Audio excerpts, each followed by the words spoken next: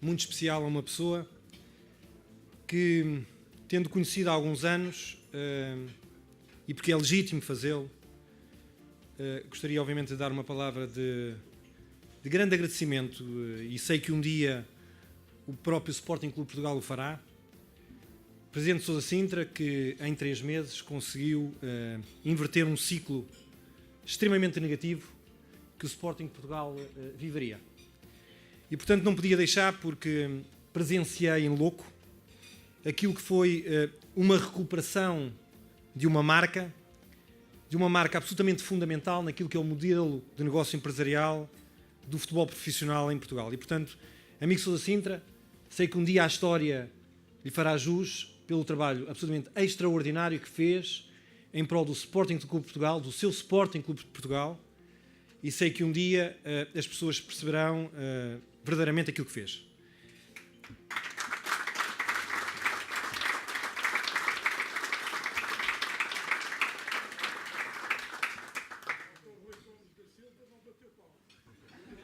Não, o Dr. Rui Gomes da Silva não bateu palmas, como nunca me bateu palmas enquanto eu fui árbitro. Também é verdade. Sei que lhe terá custado algumas das palavras elogiosas que eu desde já agradeço, mas começaria por aqui mesmo, porque a grande dificuldade de um ex-árbitro que terminou a sua carreira foi conseguir fazer esta inversão de percurso e passar a tornar-me um verdadeiro dirigente. Tenho a plena consciência de que a minha condição enquanto desportista, a parte mais visível da minha qualidade pública, nunca acompanhou aquilo que verdadeiramente, enquanto profissional, eu fui. Eu sou gestor de empresas e, portanto, quando assumi estas responsabilidades de ser Presidente da Liga, assumi-o na verdadeira acessão daquilo que eu tenho enquanto profissional. E, portanto, quando em 2015 me fizeram e que me lançaram este desafio, e um dia eu contarei esta história, muitas das vezes dizem que Benfica, Porto e Sporting não estão unidos em muitas das coisas, mas um dia, quando sair destas funções, escreverei um capítulo onde explicarei ponto a ponto como é que este convite surgiu e porque é que estas coisas aconteceu. E mesmo não me tendo aplaudido enquanto árbitro, o Dr. Rui Gomes da Silva é uma das pessoas que sabe, por testemunho próprio. Tenho a certeza que se calhar daqui a muito curto espaço de tempo o teremos noutra condição, eventualmente. Desejo-lhe também as maiores felicidades. Mas começaria por aqui. Mas hoje estou aqui para falar da Liga Portugal, e daquilo que é não só, e são aqueles que são os futuros desafios da Liga Portugal, mas também falar-vos um pouco daquilo que foi a Liga Portuguesa de Futebol Profissional quando esta nova direção aqui chegou, aquilo que encontramos, o plano estratégico que definimos e aquilo que serão os novos futuros do futebol profissional em Portugal. 2015, quando esta nova direção assumiu estas funções, aquilo que encontrávamos, e recordava que saímos e assumimos esta responsabilidade depois de um período muitíssimo negro do futebol profissional, onde a credibilidade era reduzida, onde havia uma necessidade clara de profissionalizar não só aquilo que era o seu board, mas também todo o corpo de profissionais. O modelo competitivo não existia, não havia uma orientação estratégica, uma incapacidade total para atrair não só patrocinadores, mas audiências também. A necessidade de inovar tecnologicamente, não só naquilo que dizia respeito na área da arbitragem, nomeadamente com a introdução dos videoárbitros e de outras tecnologias, mas de inovar em todo aquilo que é o investimento digital, que hoje quem abre um site da Liga ou quem utiliza uma app da Liga percebe que foram só 3 anos que passaram desde o tempo em que nós aqui chegámos. Como vos disse, uma ausência completa de estratégia, quer ao nível do marketing, quer ao nível da comunicação, e a necessidade clara de se definir um plano de médio e longo prazo. A Liga encontrava-se naquela altura em estado de insolvência técnica. Eram mais de 5 milhões de passivo contabilístico que nós encontramos, e quero relembrar que a Liga Portuguesa de Futebol Profissional, ao contrário das sociedades esportivas ou dos clubes, não tem receitas extraordinárias. Nós não vendemos presidentes de clubes, nós não temos jogadores. O gap, a dificuldade de tesouraria, assumia quase 8 milhões de euros, e portanto foi essa a realidade que, quando esta esta nova direção assumiu funções, nós encontramos. Este assumir de funções desta nova direção aconteceu também no modelo de alteração de modelo de governação. Passaram a estar presentes no board da Liga os clubes, os denominados 3 grandes clubes, composto por mais 5 clubes, dos quais mais 2 são de Primeira Liga e os restantes 3 de Segunda Liga.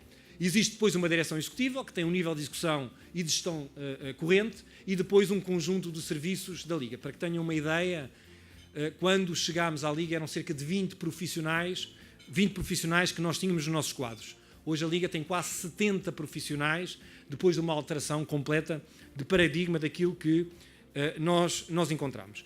Para que tenham também uma visão muito sucinta daquilo que é a forma de financiamento da Liga, a Liga hoje financia-se não só por rendimentos comerciais, mas também por rendimentos associativos, de onde paga todos os custos de estrutura e todas as relações que estabelece com todos os stakeholders, e depois faz uma distribuição direta aos clubes por diversos pagamentos de prémios e assume um conjunto de despesas, sejam em arbitragem, disciplina, e portanto é esta a forma de financiamento, de uma forma muito sintética, da Liga Portugal. Se calhar muitos de vós desconhecia, mas é assim que a Liga se financia e se financia atualmente.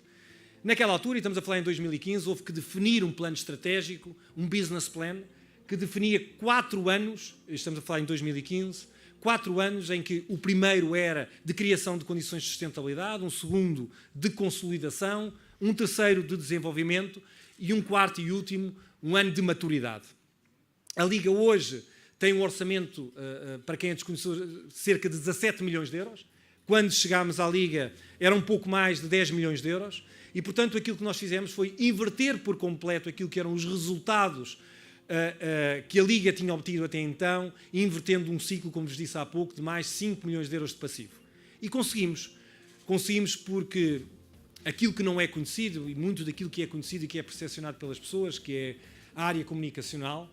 Ainda ontem tivemos um encontro muitíssimo importante, porque é preciso perceber o que é que verdadeiramente a Liga faz, qual é que é a sua missão, qual é que é o seu espírito, e o espírito da Liga é fazer e ser pivô do desenvolvimento de uma atividade, de um tecido empresarial. Nós vendemos emoções que por acaso se chamam futebol. E, portanto, as 13 áreas de intervenção definidas, que passavam, obviamente, pela viabilidade económica, a sustentabilidade, a internacionalização da marca Liga Portugal, o trazer a si a credibilidade, fazer da arbitragem uma arbitragem competente, profissional, trazendo a videoarbitragem, inovar tecnologicamente, ter um plano de marketing, o rebranding, perceber que o futebol, no final do dia, é entretenimento, alterar por completo a estrutura da Liga, deixando aquilo que era um modelo obsoleto para ter uma estrutura absolutamente profissional, redefinir as 3 competições, atrair sponsors e conseguir recuperar aquilo que eram as relações institucionais. E foi isso que fizemos com a vontade dos clubes, muitas vezes não é conhecida, com aqueles que estão na direção, daqueles que assumiram este compromisso e esta estratégia. E esta estratégia foi definida em vários fatores, em 5 grandes objetivos macro. A tal questão de definição de plano estratégico, o tal business plan que tivesse uma visão temporal de médio prazo. Queríamos aumentar a competitividade interna, menos equipas nas nossas 3 competições, com um maior equilíbrio financeiro. Criar valor para todos os stakeholders e para todos aqueles que investem no futebol e definir um modelo de distribuição de receitas que fosse baseado na performance. É um objetivo que queremos, reduzir o gap entre aqueles que mais ganham e aqueles que menos ganham, porque só assim nós conseguimos ter uma competição mais fair. Criar valor, dar credibilidade, internacionalizar a marca Liga Portugal, garantir, obviamente, a sustentabilidade das competições, dos clubes que aí estão, adotar, obviamente, as melhores práticas internacionais, definir o tal business plan que há pouco falei, a questão da gestão de receitas, atrair cada vez mais patrocinadores, mais público aos estádios, trazer a credibilidade ao negócio futebol. E isto só é possível fazer quando nós temos um quadro de valores que assenta, obviamente, no profissionalismo, na agregação, no talento e no rigor em tudo aquilo que nós fazemos. A Liga Portugal desenvolve a sua atividade, a Liga Portugal tem 3 grandes, eu internamente digo isto, porque foi isto que nós aportámos. É sempre o Correio da Manhã que está sempre a perturbar.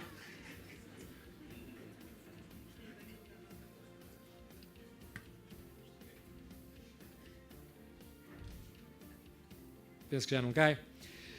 Foi esta nova linguagem que nós aportámos à Liga Portugal. Para qualquer um de vocês, essas são as 3 competições que a Liga Portugal tem.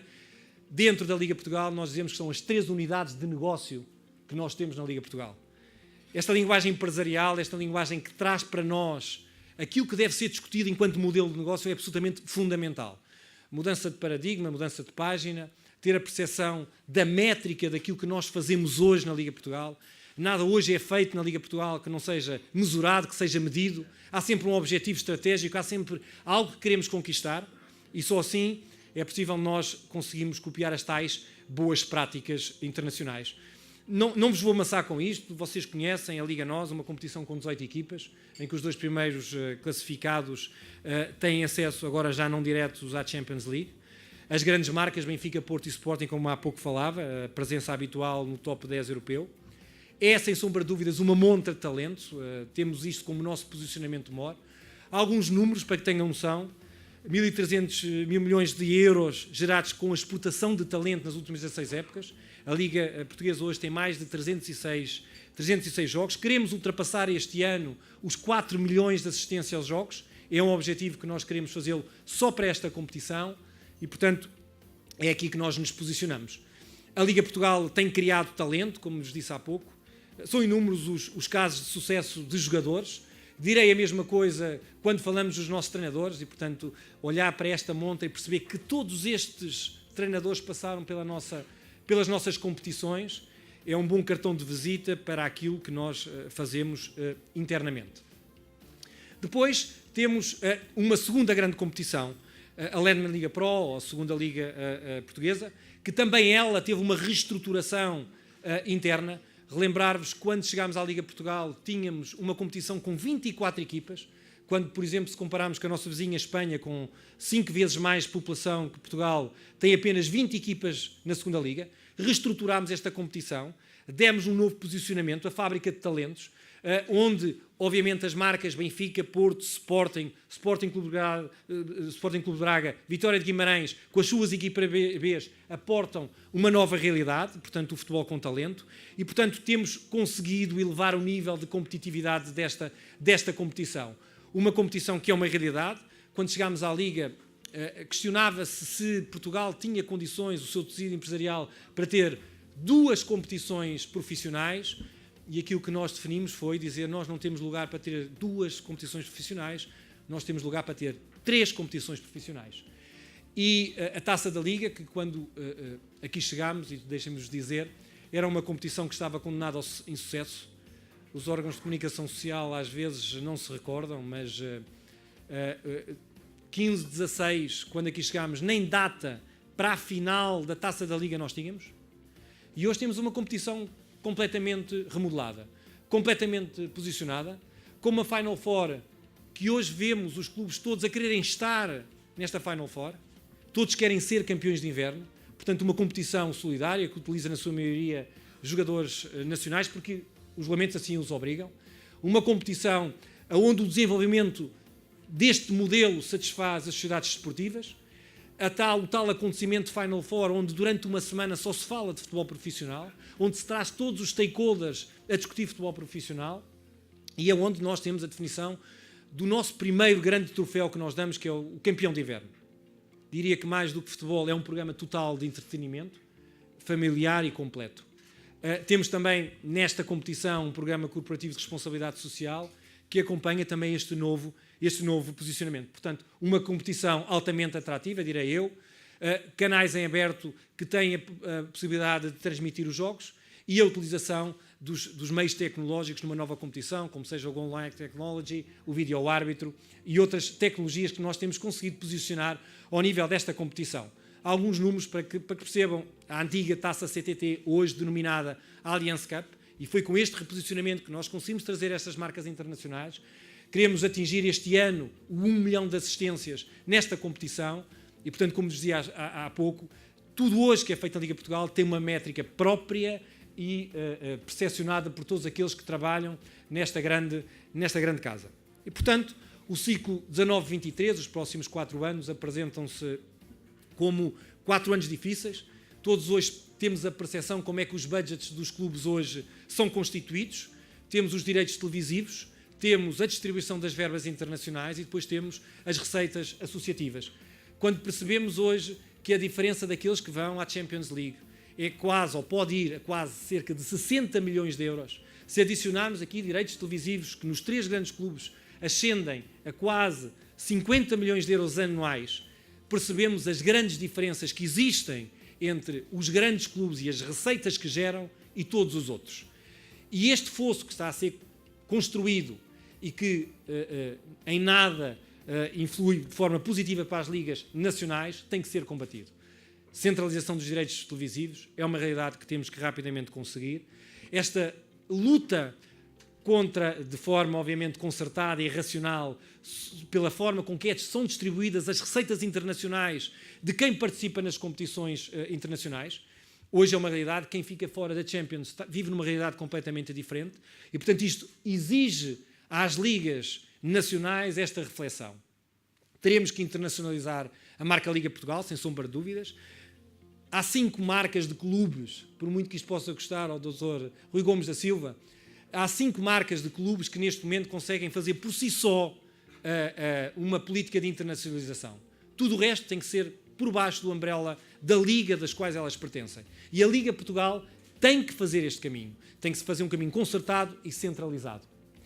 Como eu vos dizia, a centralização de propriedades comerciais comuns, negociar em economias de escala sempre muito mais vantajoso, desenvolver receitas que possam gerar uma melhor distribuição das mesmas perante os clubes, só assim conseguiremos aumentar de forma continuada o modelo competitivo. Temos que gerar valor, como vos disse há pouco, não só para os clubes, porque no final do dia, é esta a percepção que nós temos, quem paga isto são os patrocinadores. E se nós não trabalharmos para os patrocinadores, se nós não percebemos que o nosso cliente final são os adeptos, se nós não criarmos este engagement com as marcas, o futebol profissional está condenado ao insucesso. Integrar as top 5 da European Leagues, obviamente que é um dos nossos grandes objetivos. Há alguns factos também importantes, porque muitas vezes perdemos a noção daquilo que é a nossa realidade, mas se recuarmos a 2016, é visível perceber que dos 23 convocados para o Campeonato da Europa, 20 tinham passado pelas competições profissionais portuguesas.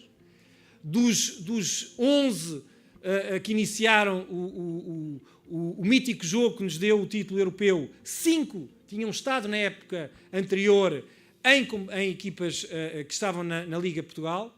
E, portanto, se verificarmos aqueles que foram os campeões sub-19, dos 21 jogadores, 10 atuaram na segunda Liga, ou na Lederman Liga Pro, e, portanto, mostra bem a forma com que desenvolvemos o talento do jovem jogador português.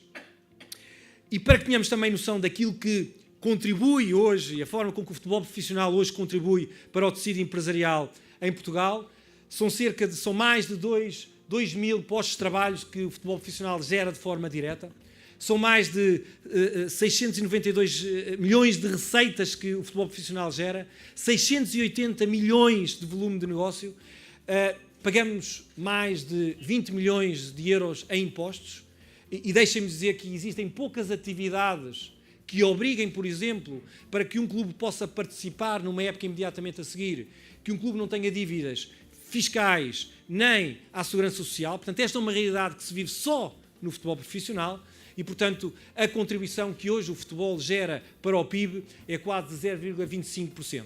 Portanto, a importância que o futebol profissional hoje tem, e estando aqui o adjunto do seu secretário de Estado, a quem pedi a determinada altura que fizesse um trabalho sobre a centralização dos direitos televisivos, e tenho a certeza que o seu secretário de Estado irá contribuir, porque é esta a função da Secretaria de Estado também, contribuir para esta discussão.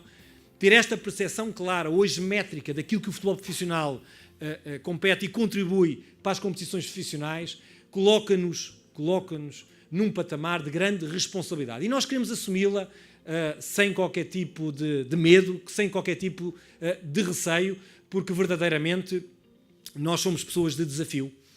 O ciclo 21-23 está à porta, os objetivos estratégicos nós definimos-los como 11, e só para terminar rapidamente esta minha breve apresentação, são 11 os jogadores que normalmente se iniciam e que iniciam um jogo de futebol, E, portanto, a capacidade que nós temos de fazer a defesa intransigente nos fóruns decisores, nomeadamente internacionais, para que a distribuição das receitas que advêm das competições internacionais se reduza, é vital para as ligas nacionais, e temos que ter esta consciência. Clubes que iniciam uma temporada com mais 40 milhões de euros de receitas criarão gaps insanáveis em termos desportivos para as competições nacionais. O desenvolvimento e a sustentabilidade financeira das sociedades esportivas e dos clubes é uma prioridade, é uma realidade. Há poucas atividades, como eu disse há pouco e que vos disse há pouco, que tenham pressupostos de natureza financeira tão apertados como aqueles que nós temos para os nossos clubes em Portugal. Uma política ativa da implementação da inovação tecnológica. Nós estamos na vanguarda nesse aspecto. Aqui um agradecimento, e obviamente, à Federação Portuguesa de Futebol, que teve esta visão, que percebeu, por exemplo, que a videoarbitragem iria fazer reduzir os programas de segunda-feira e que tanto mal fazem ao futebol profissional. E aqui uma palavra de agradecimento, uma vez mais, ao Dr. Rui Gomes da Silva. As tais definições estratégicas comerciais comuns, tendo sempre como objetivo final perceber para quem é que nós trabalhamos, e esse é o adepto, portanto, saber exatamente o perfil do nosso consumidor é absolutamente fundamental, a qualificação e valorização do espetáculo desportivo, as infraestruturas, perceber que hoje o futebol compete com outras áreas e, portanto, a relação entre a oferta e a procura tem que se estabelecer e o futebol tem que ter esta capacidade de se inovar. A Liga tem que ser obrigatoriamente um pivô de diálogo social. Aquilo que acontece hoje, a forma infernal com que se comunica, tem que terminar, tem que ter uma inflexão muito grande, porque nós temos que ter esta capacidade. O novo modelo de governação, que está a ser discutido neste momento dentro da Liga Portugal, torná-lo mais corporate, direi-lhe assim, é uma realidade que tem que acontecer rapidamente. A potenciação de uma nova mentalidade de dirigente, uma nova mentalidade de adepto, uma nova mentalidade da comunicação social, uma nova mentalidade de todos os stakeholders que se alimentam deste fenómeno, preparar a centralização e a rentabilização das propriedades comerciais comuns. Eu costumo dizer nas minhas reuniões de board, a única coisa que deveria dividir as sociedades esportivas ou os clubes deveriam ser os 90 minutos do jogo. Em tudo o resto deviam estar unidos, porque é fundamental ter este tipo de espírito de comunhão. A aposta na internacionalização da marca Liga Portugal. Chegámos à nossa capacidade máxima instalada para conseguir resgatar patrocinadores. Temos que nos virar para os mercados externos e isto só é possível debaixo do umbrella da Liga Portugal. E por último, direi que o último grande desafio que nós temos que continuar a apostar é fazer esta clara aposta no jovem jogador português. A Liga Portugal, a capacidade que nós em Portugal, 10 milhões de habitantes, e estes skills que nós desenvolvemos, não só, obviamente, fazendo scouting em novos mercados emergentes, mas na aposta do jovem jogador português. E, portanto, estes serão os 11 grandes objetivos e os grandes desafios que a Liga Portugal terá, o futebol profissional em particular terá que desenvolver. E, para terminar, dir-vos-ei que a afirmação da Liga Portugal enquanto uma entidade profissional e que tem que se afirmar como tal, a implementação de um modelo de governação virado para a realidade empresarial, uma estratégia de rentabilização e de potenciação de direitos comerciais trabalhados de forma única e depois distribuir esta riqueza de forma equitativa, reduzindo os gaps entre aqueles clubes que mais ganham e aqueles que menos ganham. Só assim nós teremos competitividade na esfera das competições profissionais. E, por fim, terminar dizendo-vos que não conseguiremos sair deste segundo nível do futebol europeu se não internacionalizarmos a marca Liga Portugal. Agradecer-nos, obviamente, já estou no meu limite, até porque vejo já o Presidente a avançar para a mesa de honra, dizendo-vos que a Liga Portugal tem tentado trazer a si uma nova linguagem, uma nova atitude. Vivemos e convivemos muito mal com toda a perturbação comunicacional que se vive hoje no futebol em Portugal. Nós temos um talento imenso, temos tudo para dar certo. É chegada a altura de trazer para o futebol gente que, como diria o ex-candidato ao Sporting, João Benedito, gente do campo, que tem consigo capacidades, skills, condições para trazer também esta visão empresarial a um mundo que é empresarial. E, portanto, dizer-vos que o talento está no nosso ADN. agradecer-vos antecipadamente a atenção que me prestaram e terminaria a minha intervenção mostrando e partilhando convosco um pequeno vídeo daquilo que nós Liga Portugal, fabricamos. Muito obrigado. Football with Talent has been the positioning of Liga Portugal since October 2015. We have features that differentiate us from the other European leagues, and we are proud of the quality of our professionals. Our players are among the best in the world. Our coaches reach the top. The quality of our referees is recognized worldwide. Our sports directors hold important positions in international bodies. We produce, enhance, and export talent. We have clubs with consolidated European status. We have clubs that repeatedly increase the value of their assets.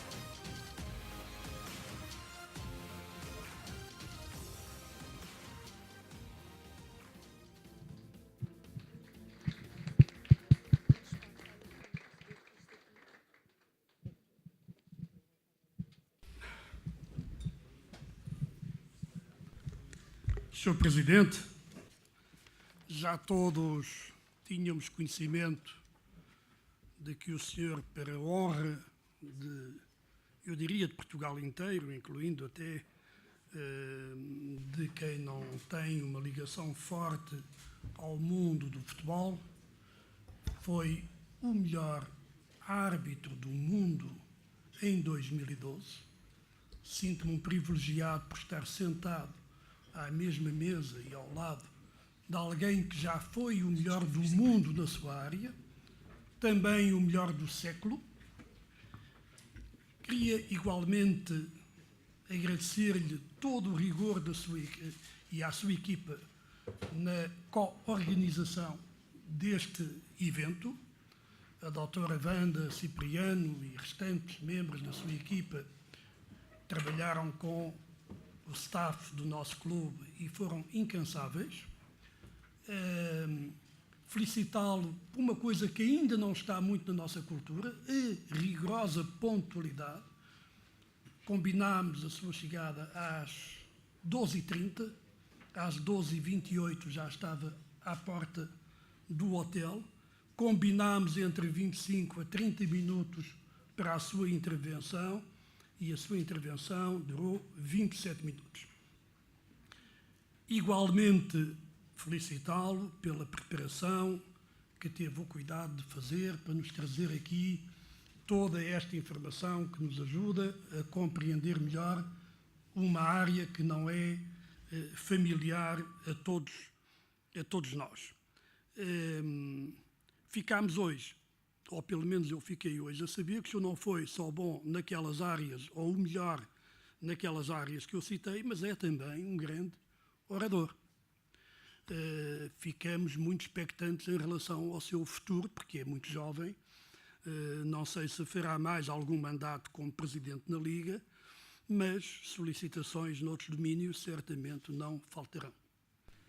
E abria o debate à assistência, recordando que pedimos sempre a quem colocar uma questão, e apenas uma questão, e da forma mais sucinta possível, por interveniente, o favor de se identificar primeiro.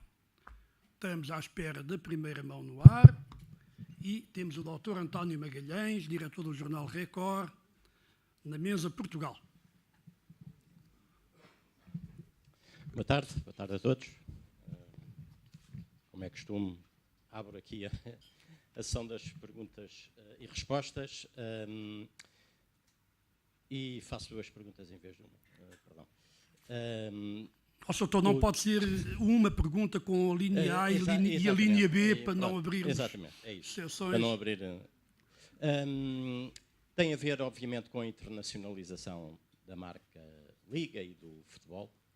Até que ponto é que, e esta é a linha A, até que ponto todos estes processos têm afetado o futebol português, afetam a credibilidade da Liga e essa estratégia de vender a Liga Portugal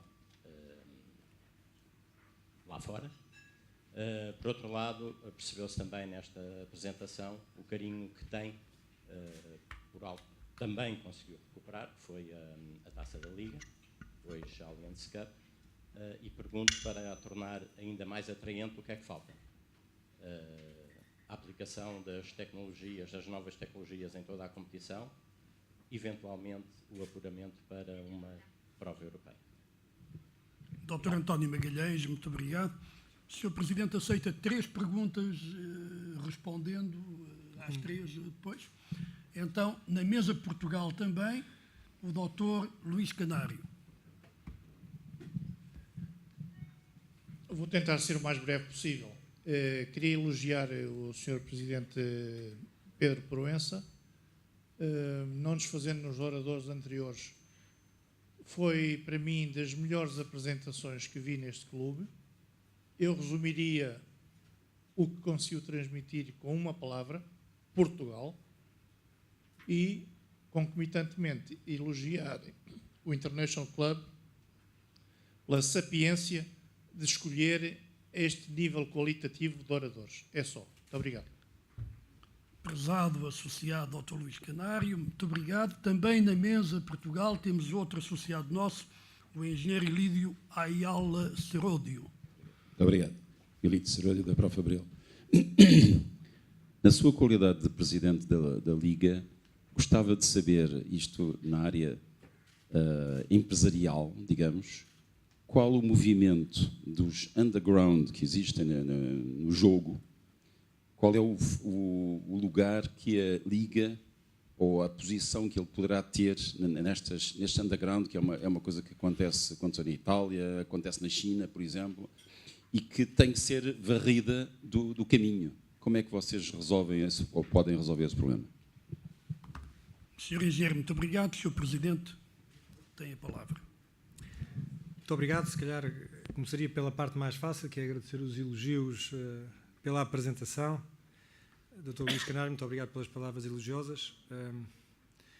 Depois, respondendo ao Dr. António Magalhães, internacionalização da marca Liga Portugal, é óbvio que qualquer marca, de qualquer patrocinador, de qualquer stakeholder, vive de um valor máximo que se chama credibilidade.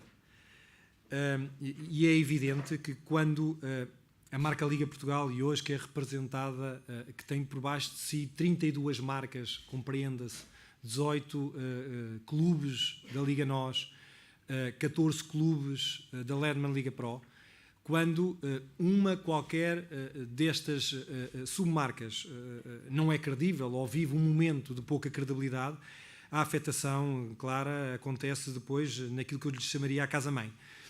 O futebol profissional em Portugal está numa fase de transição. Vivemos um momento de adaptação a novas realidades. Os processos comunicacionais, os processos judiciais, são fatores que o futebol profissional se está a habituar a viver com esta realidade.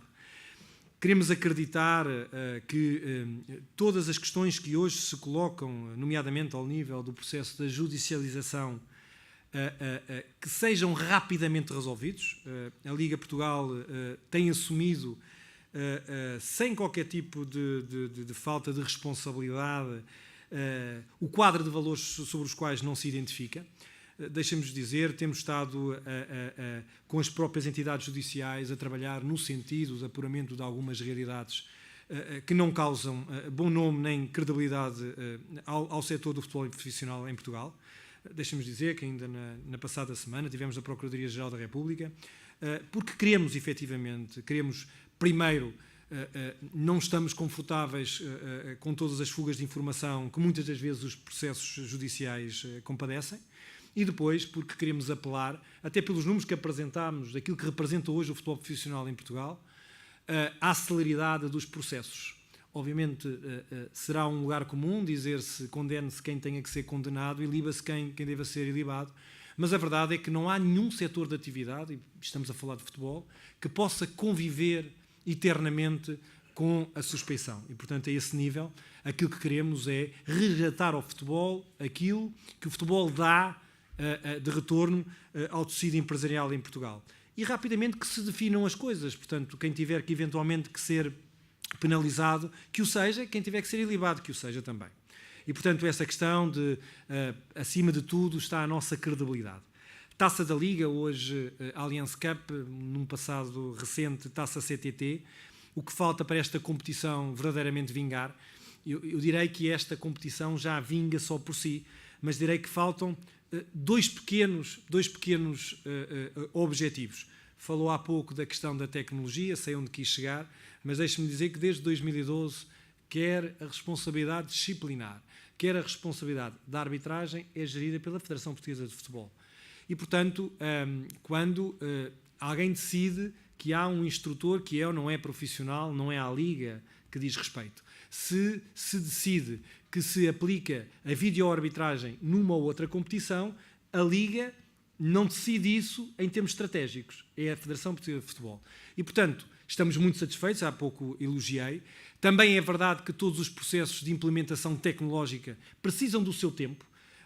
E, portanto, aquilo que aconteceu, naturalmente, e com o aplauso das competições profissionais, foi que a Federação Portuguesa de Futebol iniciou o processo da videoarbitragem na Liga NOS. E, portanto, faseadamente, as coisas acontecerão com toda a naturalidade, não devemos apressar processos, porque depois as coisas podem não correr como nós queremos.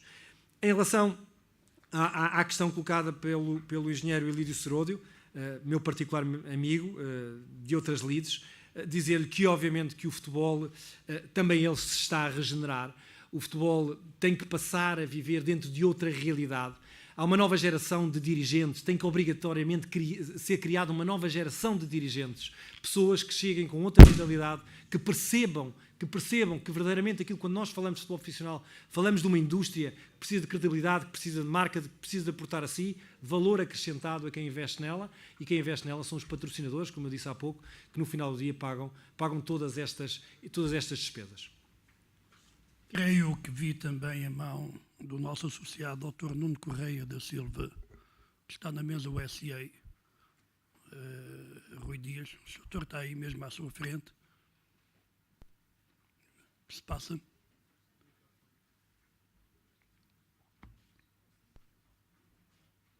Há outro microfone em cima da mesa Portugal. Rui, outro microfone na mesa Portugal. Muito obrigado, Sr. Presidente. Dr. Pedro Proença, muito obrigado pela intervenção que fez. Deu-nos um enquadramento muito lúcido daquilo que é hoje a realidade do futebol. O futebol é uma indústria cada vez mais competitiva e, portanto, que acaba por convocar aquilo que melhor há em todos nós. Nós incluo-me aqui como dirigente e como adepto do futebol. A questão que eu quero colocar é muito simples e tem a ver, de facto, com as diferenças que existem hoje entre quem vai à Champions e quem não vai à Champions. Aquilo que é o fator crítico de sucesso do futebol, desta indústria, aquilo que faz com que multidões, que arrasta multidões, que haja estádios cheios, é a incerteza do resultado.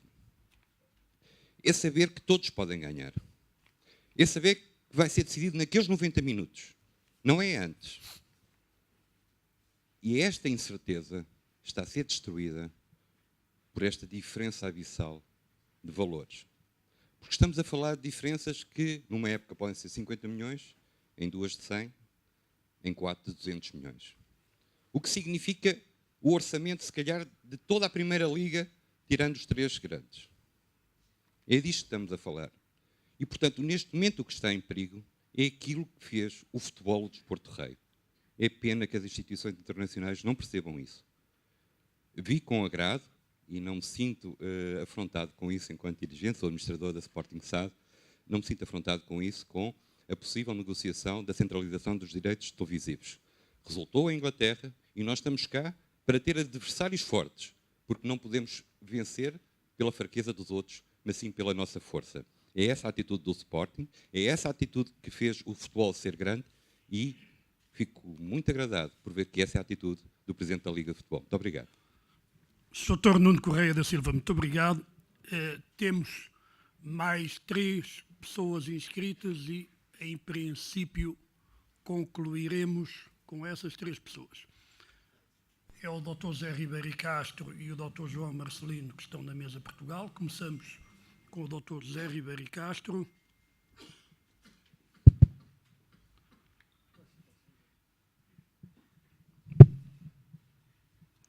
Muito obrigado. Eu também queria cumprimentar e agradecer o Presidente Pedro Proença pela apresentação que nos fez e também pelo trabalho que desenvolve. E queria dirigir-me ao primeiro objetivo, se retive bem, para o período 2019-2013, lutar internacionalmente pelo equilíbrio competitivo. 19-23. O equilíbrio competitivo. O Nuno Correia da Silva também já referiu isso. E eu creio que o modelo das competições a nível europeu prejudica países e mercados como Portugal. E que as competições europeias deviam regressar ao modelo, a eliminar, ao modelo das taças. Como, aliás, era inicialmente o modelo das taças dos campeões europeus, o modelo da taça vencedor das taças e o modelo da taça das cidades com feiras, onde começaram. Porque este modelo, creio que favorece as ligas mais poderosas, os clubes das ligas mais poderosas, e de ano para ano agrava esse fosso. Eu acho que vai ser muito difícil que qualquer equipa portuguesa ultrapasse os oitavos de final ou, quando muito, os quartos de final. E o mesmo acontece com ligas importantes, a holandesa, a belga é mais instável, mas também teve alguns clubes com alguma tradição. E, portanto, eu creio que a Escócia teve grandes tradições nas competições europeias e são competições que estão completamente arredadas. Portanto, fazem o passeio da fase de grupos e arredou, roda, bota fora. E, portanto, eu creio que é muito importante que isto seja feito. E também mata espaço à internacionalização das ligas nacionais, porque, obviamente, as ligas europeias vão ocupar território competitivo e de atração às ligas nacionais. E houve-se, aliás, ideias que são muito perigosas para o futuro, não é? Que podem até... portanto, era isso que eu lhe pedia, gostava de ouvir se é possível ou não regressar a um modelo que favoreça a igualdade competitiva entre os clubes de diferentes países. Muito obrigado. E, mesmo aí ao lado, o Dr. João Marcelino, com o seu habitual poder de síntese, que já nos começa a fazer falta. Primeiro, boa tarde. Como é que está, quais são os principais constrangimentos à implementação da centralização dos direitos televisivos, por um lado, e segundo, em que ponto é que está a ideia de uma Liga Ibérica que o acompanhou no seu programa da ação quando se candidatou a Presidente da Liga? Sobretudo essas duas questões. Muito obrigado. Dr. João Marcelino, muito obrigado. O Sr. Presidente pedia-lhe que respondesse e depois vamos encerrar a nossa sessão com uma pergunta do jornalista Bruno Dias, da Lusa.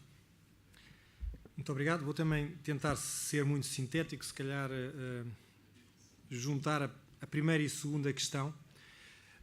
Aquilo que hoje está em discussão, nomeadamente nas esferas internacionais, tem a ver com o conceito do competitive balance. E o que é que isso significa? Significa de que, se até há cerca de 10 anos o desenvolvimento das valências e das competências desportivas eram suficientes para que as equipas nacionais, por exemplo, conseguissem conquistar títulos internacionais, vivemos hoje numa realidade completamente diferente e completamente distinta. Hoje os clubes que têm mais orçamentos, a possibilidade de sucesso são muito maiores e, portanto, a discussão que se faz hoje na esfera, quer da FIFA, quer da UEFA, é perceber como é que nós conseguimos casar estes dois conceitos. Aquilo que é o conceito orçamental com aquilo que é o conceito desportivo. E enquanto nós tivermos modelos que, de alguma forma, façam uma distribuição da riqueza gerada, sejam pelos direitos televisivos internacionais, quer sejam por outras possibilidades e outros retornos económico-financeiros internacionais, quando nós atribuímos a uma pequena elite um conjunto de receitas e, portanto, favorecendo, quando estas equipas jogam nas suas competições nacionais, o gap entre aqueles que mais ganham e aqueles que menos ganham aumenta, o que significa que o desenvolvimento e a competição interna dissolve-se. Aquilo que tem acontecido, e a UEFA, neste último ciclo 18-21, ao ter criado esta nova chave de repartição de receitas, onde atribui a quem está na Champions League um valor que no nosso tecido empresarial português marca toda a diferença. Nós estamos a falar de verbas que podem ir de 40 a 60 milhões, dependendo da fase aonde o clube chega. Isto é matar por completo as ligas nacionais.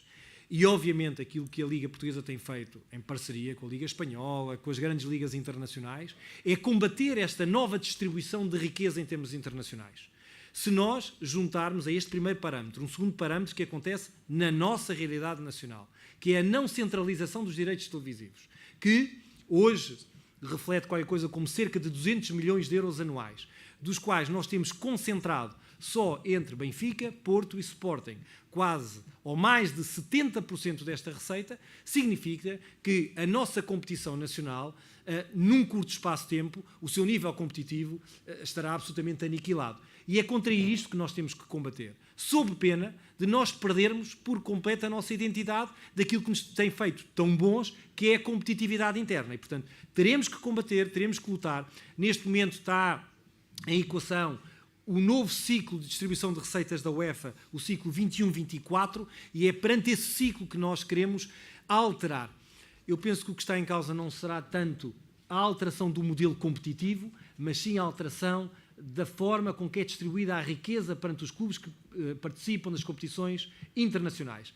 Só para que tenham noção, não queria entrar em grandes especialidades, a UEFA atribui por participação aos clubes que estão na Champions League, à Europa League, e depois há um fundo de solidariedade que é atribuído aos outros clubes que não participam nas competições internacionais. Este fundo de solidariedade deveria compensar aos clubes que não estão nas competições profissionais o não estarem nestas duas grandes competições. Mas a verdade é que esse gap, esse valor que hoje é atribuído a quem está na Champions League, Europa League, aumentou radicalmente para o fundo de solidariedade que é distribuído pelos restantes clubes. E é contra isso que nós temos que combater, sob pena de aniquilarmos por completo as ligas nacionais, criando as tais mega-ligas internacionais, que não terão outro interesse que não seja o contribuir para conteúdos televisivos, matando por completo aquilo que nós tanto gostamos, que é o futebol e o futebol alive. Relativamente à questão de centralização dos direitos televisivos, eu penso que hoje esta discussão está a acontecer, poderá acontecer e poderá existir uma janela de oportunidade para que isso possa surgir novamente, e, portanto, como eu costumo dizer, o segredo é a alma do negócio. Vamos levar, sabemos aquilo que queremos, sabemos onde queremos chegar, e pode ser que isso possa acontecer. Liga Ibérica, só para quem esteve desatento, este ano demos o pontapé de saída com os encontros ibéricos, que é uma nova realidade. Agora, a verdade é que essa tal Liga Ibérica, que terá agora uma segunda edição, nomeadamente já no novo modelo de quadrangular, que acontecerá em junho de 2019, 2 equipas portuguesas e 2 equipas espanholas, são os primeiros passos para que essa relação se fortifique. Queria-vos dizer que, obviamente, que isto tem que ser compatível com os calendários internacionais, mas espero poder anunciar ainda, enquanto Presidente da Liga, de que possamos ter a disputa entre o campeão da Liga Espanhola e o campeão da Liga Portuguesa. Seria um grande conteúdo, não só televisivo, mas competitivo, e que, obviamente, colocaria a Liga Portugal num patamar elevadíssimo. Sr. Presidente, estamos ótimos em termos de tempo e passava a palavra então ao Dr. Bruno Reis, aliás, Bruno Dias. Da Lusa. Que? Boa tarde, estou aqui. Onde está? Onde? Aqui atrás. Isso, aqui atrás. senhor. Obrigado pela cor da camisola que trouxe. Não sabia que... Nós gostamos do ambiente, gostamos do verde. Muito bem. Pedro, boa tarde, em primeiro lugar, Bruno Dias da Lusa. Sem prejuízo depois de falarmos depois, não sabia que havia depois um espaço eventualmente reservado para perguntas dos jornalistas, mas até na decorrência daquilo que nos trouxe aqui, uma pergunta que gostaria que não contabilizassem porque é quase obrigatória, uma vez que começou por parabenizar Sousa Sintra pelo trabalho que fez no Sporting, perguntava-lhe, sendo o Sporting um ativo da Liga, digamos assim, entre aspas, obviamente, como é que viu todo o processo que envolveu o clube e esta nova fase. Queria que comentasse este momento do clube, e depois perguntava-lhe, a propósito da Taça da Liga, que se percebeu aqui que é uma competição em que tem grande orgulho e que de facto foi reformulada no seu mandato, sofreu já, quando da primeira jornada, algumas críticas, e adivinha-se que em janeiro, quando os clubes têm um calendário mais apertado, vai ser alvo de, novamente, críticas. Falo nomeadamente de Rui Vitória, que disse que o calendário não estava bem construído e que não fazia muito sentido jogar uma jornada da Taça da Liga e o campeonato está parado 3 semanas. À margem disto, a participação do Benfica no play-off da Champions, Rui Vitória deixou também algumas palavras azedas, diria eu, dizendo que não estão a ser acautelados os interesses dos clubes e, consequentemente, de Portugal nesta matéria. Pedi-lhe um comentário, eu sei que são várias questões, mas pedi-lhe um comentário acerca de todas elas, se fosse possível. Obrigado. Sr. Jornalista Bruno Dias, muito obrigado. Sr. Presidente, no final deste encontro terei o prazer de lhe entregar o cartão, o nosso cartão de associado, porque o senhor, a partir de hoje, se aceitar, passará a ser nosso sócio honorário com vitalidade vitalícia. Depois disso, acompanhá-lo-ei até à porta do hotel e agora, até às 15, tem o tempo que pretender para responder a esta pergunta. Muito obrigado, Sr. Presidente. Vou ser muito sucinto. Aliás, tem sido prática desta direção não responder nem a afirmações de dirigentes, nem a técnicos. Começando pela segunda questão, dizer-lhe que todos os clubes, quando são formulados os calendários desportivos, participam nestas discussões. Foi em março deste ano que ficou fechado o calendário para a época 18-19. Todas as sociedades desportivas participaram, tivemos a anuência completa relativamente a estes calendários e, portanto, foi assim que aconteceu. Gostava só de relembrar que este ano, infelizmente, foi ao Benfica que calhou este calendário tão preenchido no mês de agosto. O ano passado foi ao Sporting Clube de Portugal que isso aconteceu e, portanto, esta é uma realidade. Mas o mais grave que isso não é estarmos a discutir este calendário tão apertado.